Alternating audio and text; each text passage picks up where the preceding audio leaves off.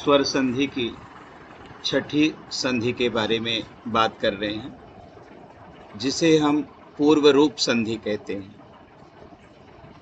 जिसका सूत्र है पाणिनि जी का एंगः पदान्ता दति। इस सूत्र का सामान्य अर्थ है, एंग का मतलब हो जाता है ए और ओ। एंग शब्द कहने से हम दो स्वर को समझते हैं।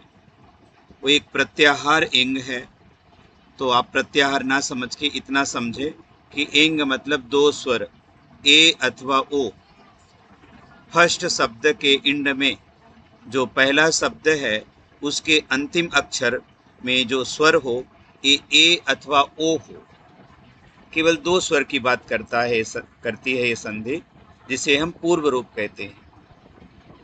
तो कहा फर्स्ट शब्द के इंड में आखिरी में ए हो अथवा ओ हो, और जो दूसरा शब्द है सेकंड शब्द है उसका पहला अक्षर केवल छोटा आ हो, दीर्घ आ होगा तो ये संधि नहीं होगी। ए और ओ के बाद फर्स्ट शब्द के इंड में ए अथवा ओ हो और उत्तर पद जो दूसरा पद है उसका पहला अक्षर आ से स्टार्ट हो रहा हो, छोटा आ से, तो वह आ पूर्व वाले शब्द से मिल जाएगा और मिल करके वो आ नहीं रह जाएगा, वो एक अवग्रह बन जाएगा, जिसका हम लिखते समय प्रयोग करते हैं लेकिन बोलते समय उसका प्रोनाउंस, उसका उच्चारण नहीं करते। अवग्रह इसलिए करते हैं जिससे हमें पता रहे कि यहाँ पर आ था, उसका स्वरूप, उसका चिन्ह बनाए रखने के लिए अवग्रह कर देते हैं। और अवग्रह का फल ये है कि हम उसका प्रोनाउंस नहीं करते। हरेव लतेव सोयम बोलते हैं, केवल उसका चिन्ह बना रहता है जिसे हम अवग्रह कहते हैं। वो आ चेंज होकर के अवग्रह बन जाता है।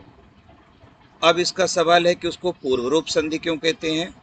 तो जो पूर्व माने पहले शब्द को पूर्व बोलेंगे और जो सेकंड शब्द है उसको पर बोलेंगे।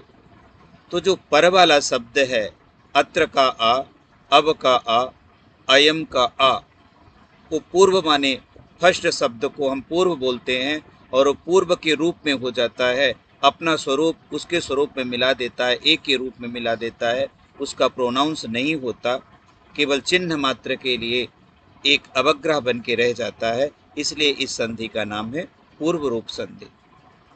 तो मुझे पूरा भरोसा है कि यदि आप एक एक संधि का अभ्यास करेंगे, इसको समझने का कोशिश करेंगे, सुनेंगे, और मेरे उत्साहवर्धन के लिए आप अपना सुझाव भी मुझे देंगे। जो विद्वज्जन हैं वो अपना सुझाव जरूर दें यदि मेरे इस वीडियो यूट्यूब को सुने तो।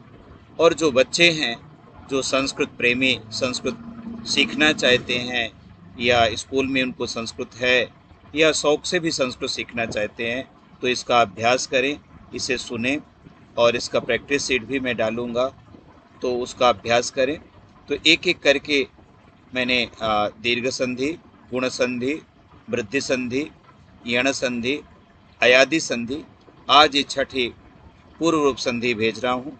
तो मैं यही निवेदन करूँगा कि जो संस्कृत प्रेमी हैं वो इसका अभ्यास करें। जो विद्वज्जन हैं, संस्कृत ज्ञान संपन्न हैं, वो अपना विचार और अपना जो हमसे बड़े हैं, ज्ञान वृद्ध या वयोवृद्ध हैं और संस्कृत प्रेमी हैं, वो अपना सुझाव मुझे ज़रूर दें और उत्साहवर्धन के लिए हमें ये प्रेरित करें कि मैं संस्कृत सेवा में लगा रहूं, जिससे विद्यार्थियों का हित हो। शुभ रात्रि।